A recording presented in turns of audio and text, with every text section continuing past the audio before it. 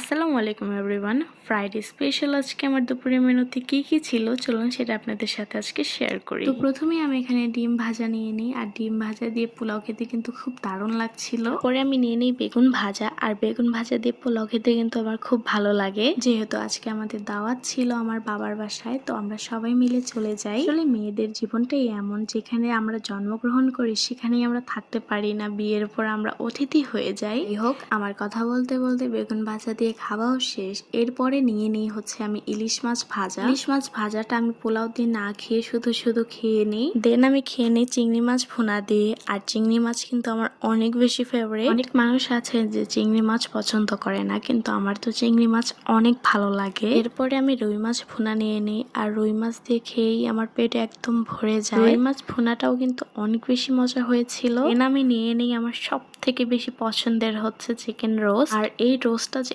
এত বেশি মজা হয়েছিল, আমি তো এটা দিয়ে একদম পেটটা ভরে খেয়ে নিই। রোস্ট দিয়ে খাওয়া শেষ করে আমি এখানে গরুর মাংস নিয়ে নিই, আর গরুর মাংসটা অনেক বেশি মজা হয়েছিল। আলহামদুলিল্লাহ, এগুলোই ছিল আজকে আমার ফ্রাইডে স্পেশাল দুপুরের মেনু। সবাই ভালো থাকবেন, টাটা, আল্লাহ হাফেজ।